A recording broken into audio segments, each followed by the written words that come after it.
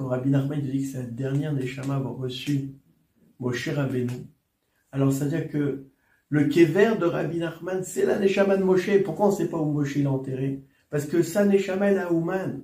Et ça, je l'ai entendu de la bouche du Rav Arush. Bonjour à tous. Premier cours après le retour de la tournée en France. Baruch Hashem, c'était extraordinaire. Aujourd'hui, j'aimerais vous ramener le testament que Rabbi Nachman il a laissé avant de partir. Et il a choisi un sujet. Bizarrement, je vous lis le testament. Rabbi Nachman, j'essaie de dire vraiment les mots qu'il écrit. Il écrit dans la dernière Torah qu'il donne, c'est le testament de Rabbi Nachman. Il dit, il faut prier et rechercher un dirigeant véritable. Et il demande de prier beaucoup, beaucoup, et de rechercher un dirigeant qui va pouvoir nous guider et nous diriger. Et maintenant, il y a une erreur chez beaucoup de personnes qui se rapprochent de Breslev, de penser qu'il n'y a pas de Ravanim, qu'il n'y a pas de suite, il n'y a que Rabbi Nachman, il n'y a que lui, on veut prendre de la source, on ne veut pas écouter quelqu'un d'autre. Et ça montre juste que ce sont des amateurs de Breslev. Rabbi Nachman, avant de partir, il te dit, dans son testament, il faut chercher un dirigeant.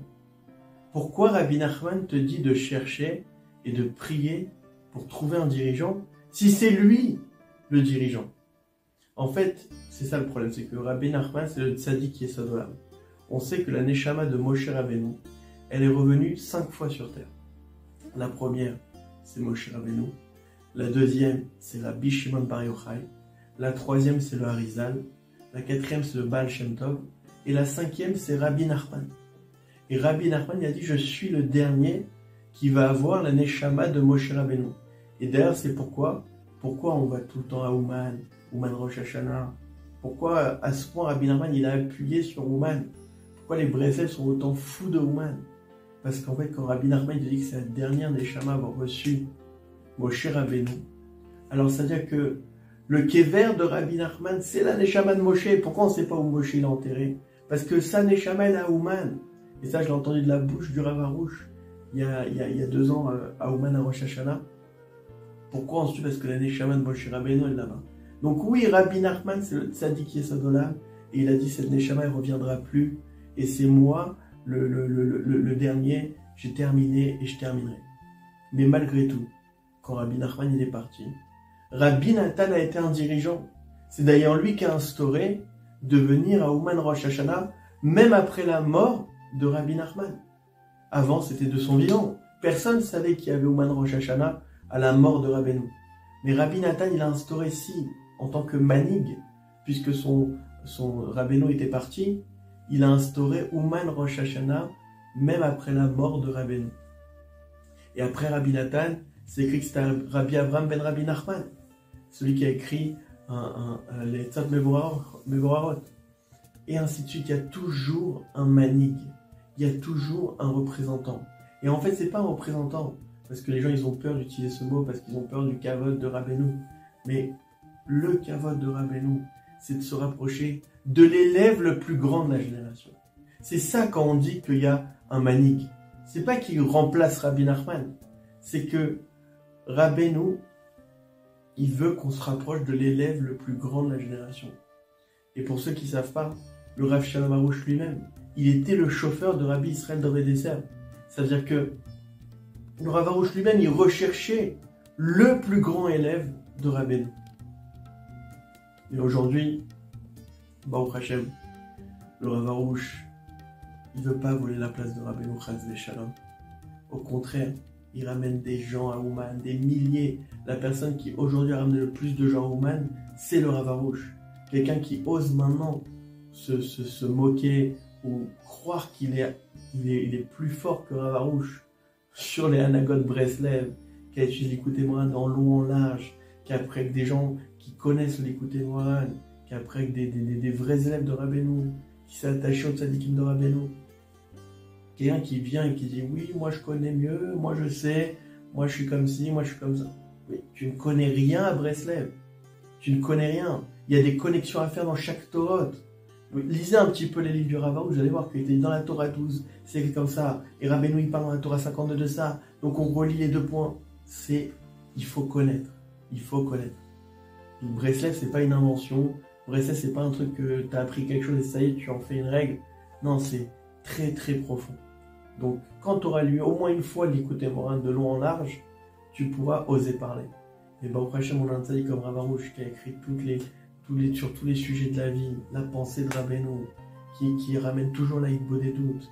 Rabbeinu, il a dit, mon principal à moi, c'est vous rapprocher du Inyan de la Tfila. Vous avez la hitbo des doutes. C'est ça son Inyan. Il est venu sur terre pour ça. Comme il a dit, après avoir tout essayé, les jeûnes, les sigoufim, je me suis fait mal. Il n'y a que la hitbo des doutes. J'aurais fait que ça. Donc, quand maintenant la personne elle se rapproche de Rabbeinu vraiment, qu'elle se rapproche du Inyan de la Tfila, qu'elle aura lu en long, en large l'Écoute Moral, qu'elle aura ramené des milliers de personnes à Ouman, et qu'elle aura écrit des pirouchim sur l'Écoute Moral, la personne elle pourra oser parler et oser contredire qu'il n'y a pas de rabbanim, il n'y a que Rabbeinu, on apprend de la source. La personne elle ne sait même pas apprendre de la source et elle parle. Donc vraiment, il faut se rencontrer sur ce principe-là et de chercher un manik. Je ne vous dis pas que c'est Rav Arush, je ne vous dis pas mais chercher l'élève le plus puissant de Rabbeinu qui va vous rapprocher de Breslev, qui va vous rapprocher d'Hachem, qui va vous rapprocher de la Tfila. Parce que c'est ça au final qui compte. Et si vous avez un manik, un dirigeant vivant qui vous rapproche d'Hachem, qui vous rapproche de la Tfila, alors attachez-vous à lui, ne le lâchez plus. Et Bezrat Hachem, vous allez voir de vos yeux les efforts s'accomplir et les fruits de votre travail, Bezrat Hachem. Donc, ouais, je vous invite à tous à pas écouter tout ce qui se dit, mais à vraiment comprendre ce que c'est. Oui, Rabbeinu c'est Tzadik Yesod Olam, mais il faut se rapprocher d'un manig, d'un dirigeant dans notre génération. Parce que faire parler les morts, c'est facile. Mais quand tu as un dirigeant qui sait ce que c'est Breslev, qui sait ce que c'est la Tfila, qui sait tous les conseils de Rabbi Nachman, alors il peut te mettre des claques, il peut te redresser. Mais quand maintenant tu fais ta propre Torah, ta propre Hassidout, c'est là où les problèmes ils commencent. Donc je vous invite à tous à prier devant Hachem, de vous diriger devant un bon manig, un bon dirigeant. Et Baruch Hachem, et aussi un point qui est capital, c'est que pourquoi les gens ils font de la marloquette? Parce qu'ils ont un gamme dans le Tikkun Brit. C'est-à-dire que dès que maintenant tu es endommagé dans le Brit, alors tu rentres dans la marloquette, et tu parles dans les rabbanim, et tu parles dans un tel. Mais c'est pour ça que les tzadikim, ils savent qui sont les manigués. Ils savent, parce que eux, ils sont métokan bawit, ils font attention à leurs yeux, ils protègent leurs yeux. C'est ça qui te permet de te rapprocher de tzadikim. Moi, personnellement, si je vous raconte mon histoire, c'est vraiment quand j'ai étudié le jardin de la pureté, où le Rav, il te ramène tous les conseils sur Tikkun Brit, sur protéger ses yeux, avec Rabbeinu, vraiment, avec la tfila, sans se décourager, sans angoisse, sans dépression, sans yéhouch. Alors, là, j'ai commencé vraiment à m'attacher au Rav Arush. Parce que c'est le moyen de t'attacher au tzadikim, c'est le moyen de t'attacher à un manig. Donc voilà, je vous invite tous à travailler sur ces points-là et à voir de vos yeux la connexion avec Rabbeinu. Chazak à tous, des bonnes nouvelles.